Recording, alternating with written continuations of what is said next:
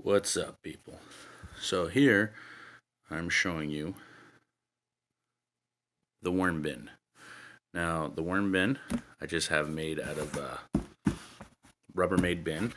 It's 53 liters. As you can see, there's black dirt in it, and we also got vegetable scraps, potato skins, parsnips, threw in chopped up some banana peel. Seems to be going good. I pretty much made this one just so I have worms for fishing, but also to harvest the worm castings. Now, this one is starting to get pretty filled with worms, and I'll probably be starting a second one. Now, the way I get my worms is I pick them. Some people can buy them. I just think it's stupid to buy something you can literally catch for free, but that's whatever's easiest for you, really. Now, as you can see, I got a bunch of vegetable scraps in there, and I haven't checked on this worm bin since I started it about a week and a half ago. So we're gonna pretty much check it right now and see how they're doing. Now, it's not giving off a smell, which is a good thing. If your worm bin starts to smell, that means you're doing it wrong. So, that means worms are dying, or your soil's not moist enough, or it could be any number of things. So let's kind of dig around and see how they're doing. There's a pear peel. I can already see one right there. So we got a worm there. All right, let's start digging. See if we can see how these worms started off. There we go. They're doing pretty good. I'm happy. Yeah, I pretty much, started this off just to get some worm castings. I do a lot of trout fishing, so I do like my worms. Now, the way I pick my worms is some people, you go out at night.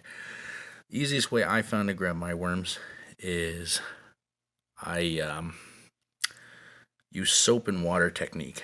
Now, the one thing you do have to do, and not to forget, is rinse your worms or they will die. They do get soap on them. The soap's kind of like an irritant to them, and they don't like it, and it kills them. So immediately after catching them, make sure you rinse your worms with fresh water, not tap water. Oh yeah, very lively. These worms are extremely lively, which means they're doing well. They're enjoying the habitat. Right now, I'm just trying to look for worm eggs to see if they're laying any, and can't really. Oh, there's one right there. It's kind of hard to see.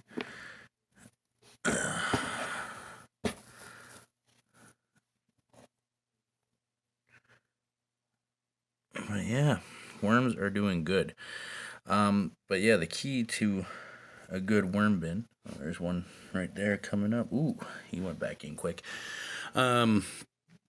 Yeah, the key to a good worm bin is making sure it's clean and doesn't smell.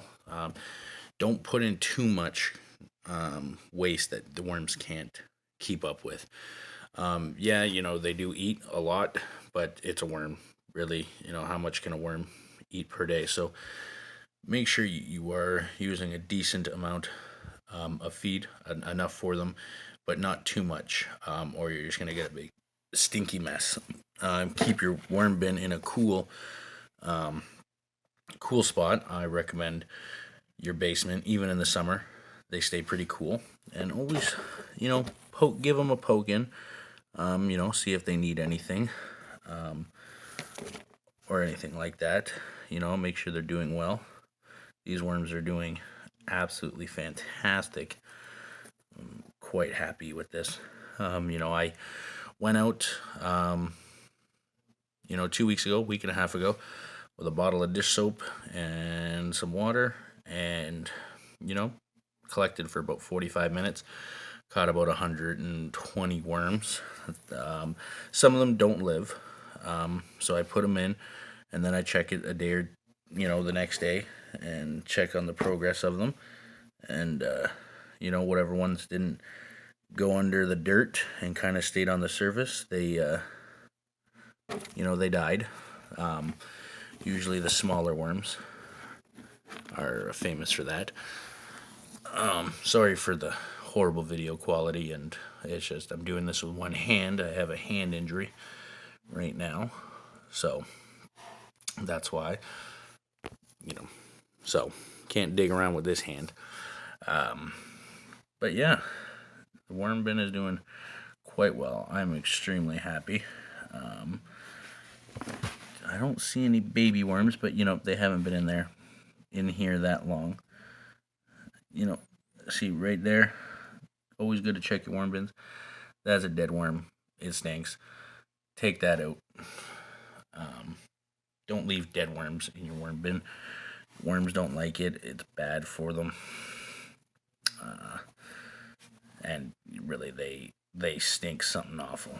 Dead worms. But yeah, all the worms are big. They're doing well. Very lively, to say the least.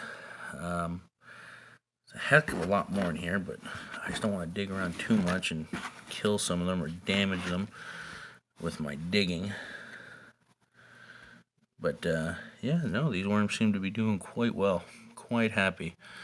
So yeah, this is, my worm bin. I'll do, updates on my worm bin, because I know a lot of people are interested in it and want to start their own. But yeah, hopefully my next video will be a heck of a lot better. This is horrible, the way I'm holding the phone or the camera. And yeah, there's a nice one. Might use you for fishing later. But yeah, they're extremely lively. I'm happy. And after you're done with them, keep adding more worms to them. Don't overcrowd your bin. Don't put too many worms in. And make sure you give them enough dirt and all that fun jazz. These ones are, a lot of people use red wigglers. These are just, I guess they classify them as Canadian night crawlers. I don't know if they just call them that because we're in Canada or if that's their actual name.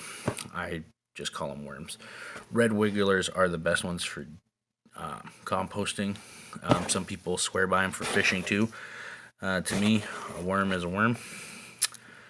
It does, a worm is just a worm. Fish go for them regardless if it's a red wiggler or a night crawler. The reason I do like these ones a little bit more is, you can potentially hook three hooks with one. They're a lot longer. They're thicker. You don't use some people use a full worm per hook. I'll cut them into like 3 pieces and, stretch out the bait. You know what I mean? But yeah, here's the first video of my worm bin, and I will definitely do update videos as it comes along. Thanks for watching.